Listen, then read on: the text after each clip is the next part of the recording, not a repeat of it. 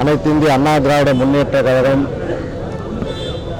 வெற்றி வாய்ப்பு இழந்தது குறித்து நாடாளுமன்ற தொகுதி வாரியாக அனைத்து இந்திய அண்ணா திராவிட முன்னேற்ற கழகத்தினுடைய பொதுச் செயலாளர், தமிழகத்தினுடைய எதிர்க்கட்சியினுடைய தலைவர், வருங்கால முதலமைச்சர் அண்ணன் எடப்பாடியார் அவர்கள் இன்றைக்கு நம்முடைய தலைமை கழகத்திலே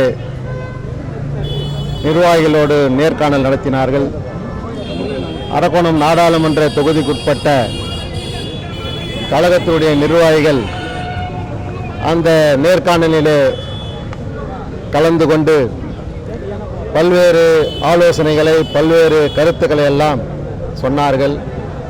எங்களுடைய கழகத்தினுடைய பொதுச் செயலாளர் அண்ணன் எடப்பாடியார் அவர்கள் அனைவருடைய கருத்துக்கள், கழக நிர்வாகிகளுடைய ஆலோசனைகள் எல்லாம் பொறுமையாக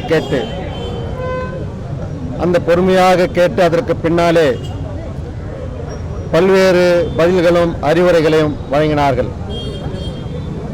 நான் இந்த நேர்காணலை பற்றி சொல்ல வேண்டும் என்று சொன்னால், இந்த நேர்காணல் தான் வருகின்ற 2026 சட்டமன்ற தேர்தலிலே அண்ணன் எடப்பாடியார் அவர்களை முதலமைச்சராக்கக்கூடிய நேர்காணல். இது வரலாற்று சிறப்புமிக்க நேர்காணல். அனைத்து இந்திய அண்ணா திராவிட முன்னேற்ற கழகத்திலே 23 வருடத்திற்கு பின்னால் நடைபெறுகின்ற நேர்காணல்.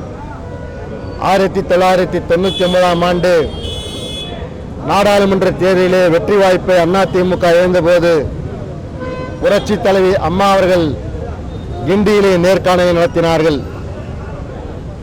2021 சட்டமன்ற தேர்தல், 2 வருடத்திற்கு பிறகு நடந்த சட்டமன்ற தேர்தலிலே புரட்சி தலைவி அம்மா அவர்கள் முதலமைச்சராக கோட்டையிலே அமர்ந்தார்கள். அந்த வரலாறு இன்றைக்கு மீண்டும் அனைத்து இந்திய அண்ணா திராவிட முன்னேற்ற கழகத்துக்கு உருவாக போகிறது. அரக்கோணம்ல தோல்விக்கு அடைஞ்சதுக்கான காரணமா என்னென்ன, நீங்க உங்க நிர்வாகிகள் என்னென்ன காரணங்கள் சொல்லியிருக்கீங்க?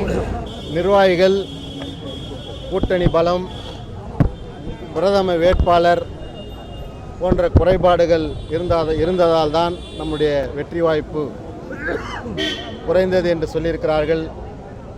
அதையெல்லாம் நம்முடைய கழகத்தினுடைய பொதுச் செயலாளர் கூர்ந்து கவனித்து அதற்கு ஏற்றவாறு வருகின்ற சட்டமன்ற தேர்தலிலே நான் வியூகத்தை அமைத்து தருவேன். அனைத்து இந்திய அண்ணா திராவிட முன்னேற்ற கழகம் தமிழகத்தில் இருக்கக்கூடிய 234 சட்டமன்ற தொகுதியிலும் வெற்றி வாகை சூடும் என்று எங்களுக்கு பூஸ்ட் கொடுத்திருக்கிறார். கூட்டணி பற்றி எதனா பேசியிருக்கீங்களா? கூட்டணி தேர்தல் நேரத்தில் தான் எங்களுடைய பொதுச் செயலாளர் அமைப்பார். எங்களுடைய பொதுச் செயலாளருடைய பாதை தான் எங்களுடைய பயணம். பொதுச் செயலாளர் பிரிந்து சென்றவர்கள்லாம் சேரணும்னு சொல்லிட்டு பொதுச் செயலாளர் என்ன கட்டளையிடுகிறாரோ அந்த கட்டளையை நாங்கள் எல்லாம் தலைமையில் ஏற்றுக்கொண்டு கழகப்பணி ஆற்றுவோம். எங்களுடைய ஒரே குறிக்கோள் 2026 எங்கள் எடப்பாடியார் தமிழகத்துடைய முதலமைச்சராக வர வேண்டும். இந்த கொடுங்கோல் அராஜக ஆட்சி, மு.க. ஸ்டாலினுடைய ஆட்சி அகற்ற வேண்டும். இன்னும் 18 அமாவாசை தான் இருக்குது. 18 அமாவாசை முடிந்தவுடனே அண்ணன் எடப்பாடியார் தமிழகத்தினுடைய முதலமைச்சராக ஆட்சி கட்டிலே அமர்வார். இது உறுதி உறுதி உறுதி என்று சொல்லுங்கள்.